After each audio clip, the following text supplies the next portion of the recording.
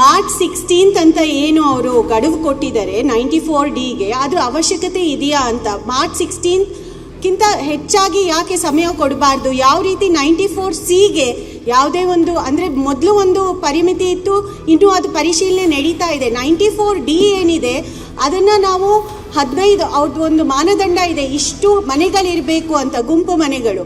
ಅದನ್ನು ಕಂಟಿನ್ಯೂಸ್ ಆಗಿ ಪ್ರಾಸೆಸ್ ಮಾಡಿದರೆ ಒಳ್ಳೆಯದಾಗುತ್ತೆ ಅಂತ ನಾನು ಅಂದ್ಕೊಳ್ತೀನಿ. ಯಾಕಂದರೆ ಅವ್ರು ಹೇಳ್ದಾಗೆ ಕಂದಾಯ ಸಚಿವರು ಅವ್ರ ಉತ್ತರದಲ್ಲಿ ಹೇಳ್ತಾ ಇದ್ರು, ಇನ್ನೂ ಅದು ಎಲ್ಲ ಜನರಿಗೂ ತಲುಪಿಲ್ಲ ಅಥವಾ ಆ ಮಟ್ಟಕ್ಕೆ ಶಾಸಕರು ಕೆಲಸ ಮಾಡ್ತಾ ಇಲ್ಲ ಅಂತ. ನಾವು ಮಲೆನಾಡು ಭಾಗದಲ್ಲಿ ಅದನ್ನು ಎಷ್ಟು ಮಟ್ಟಕ್ಕೆ ಸಾಧ್ಯ ಇದೆ, ನಮ್ಮ ಗಮನಕ್ಕೆ ಏನು ಬರ್ತಾ ಇದೆ ಅದನ್ನು ನಾವು ಖಂಡಿತ ಕಂದಾಯ ಇಲಾಖೆಗೆ ನಾವು ರೆಫರ್ ಮಾಡ್ತಾ ಇದ್ದೀವಿ. ಈ ಪರಿಮಿತಿ ಏನು ಕೊಟ್ಟಿದ್ದಾರೆ ಅದು ತುಂಬ ಕಡಿಮೆ ಆಯಿತು ಅಂತ ನಾನು ಅಂದ್ಕೊಳ್ತೀನಿ. ಅದನ್ನು ನ್ಯಾಯ ತೋರಿಸ್ಲಿಕ್ಕೆ ಇನ್ನೊಂದು ಸ್ವಲ್ಪ ಟೈಮ್ ಕೊಟ್ಟರೆ ಅಥವಾ ಇದನ್ನು ಓಪನ್ ಆಗಿ ಇಟ್ಟರೆ ಏನು ಸಮಸ್ಯೆ ಆಗುತ್ತೆ ಕಂದಾಯ ಇಲಾಖೆಗೆ ಅಂತ ನಾನು ಕೇಳಲಿಕ್ಕೆ ಬಯಸ್ತೀನಿ. ಓಪನ್ ಆಗಿ ಇಟ್ಟರೆ ಏನಾಗುತ್ತೆ? ಸುಪ್ರೀಂ ಕೋರ್ಟ್ನವರು ಹೇಳ್ತಾರೆ ಒನ್ ಟೈಮ್ ಅಂತೇಳಿ, ಎಷ್ಟು ಒನ್ ಟೈಮ್ ಕೊಡ್ತೀರಿ ಅಂತ ಏನು ಉತ್ತರ ಕೊಡೋದು ಕೋರ್ಟಲ್ಲಿ? ಕೇಳಿಸ್ಕೊಳ್ಳಿ, ನಾನು ತಮ್ಗೆ ಇಂಟರ್ಫಿಯರ್ ಆಗಲಿಲ್ಲ, ಕೇಳಿಸ್ಕೊಳ್ಳಿ ಪೂರ್ತಿ. We are here to discuss. ಎಲ್ಲ ಉಚ್ಚ ನ್ಯಾಯಾಲಯ, ಸರ್ವೋಚ್ಚ ನ್ಯಾಯಾಲಯದಲ್ಲಿ ಒಂದು ಬಾರಿ ಅಂತ ಎಷ್ಟು ಅವಕಾಶಗಳು ಅಂತ. ಹಾಗೂ ಎರಡನೇದು, ಈ 94D ನಾವು ಎಕ್ಸ್ಟೆನ್ಷನ್ ಕೊಟ್ಟಿದ್ದೇವೆ, ಕೊಟ್ಟಿಲ್ಲ ಅಂತಲ್ಲ, 2 ವರ್ಷ ಎಕ್ಸ್ಟೆನ್ಷನ್ ಕೊಟ್ಟಿದ್ದೇವೆ. ಎಲ್ಲಿದೆ ಇದು ಮಾರ್ಚ್ 16 ಅಂತ ಹೇಳಿದ್ರೆ ನಮ್ಮ ಆ್ಯಕ್ಟಲ್ಲಿದೆ. ಮೂರನೇದು,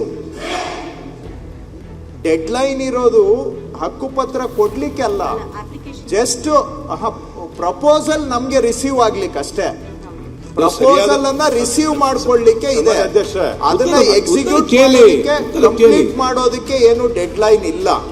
ಹಿಂದೆನೂ ಕೂಡ ಡೆಡ್ಲೈನ್ ಇತ್ತು ಆಕ್ಟ್ ಅಲ್ಲಿ, ಮತ್ತೆ 2 ವರ್ಷ ಟೈಮ್ ಕೊಟ್ಟಾಯ್ತು, 2 ವರ್ಷ ಈಗ ಆಗ್ತಾ ಇದೆ. ಏನಾಗಿದೆ ಈ ವ್ಯವಸ್ಥೆಯಲ್ಲಿ, ಎಷ್ಟು ಎಕ್ಸ್ಟೆನ್ಷನ್ ಕೊಟ್ಟರು ಇನ್ನೊಂದು ಕೊಡ್ತಾರೆ ಬಿಡು ಅನ್ನೋ ಮನೋಭಾವ ಬಂದ್ಬಿಟ್ಟಿರೋದ್ರಿಂದ ಯಾವ ಡೆಡ್ಲೈನ್ಗೂ ಅರ್ಥ ಇಲ್ಲ.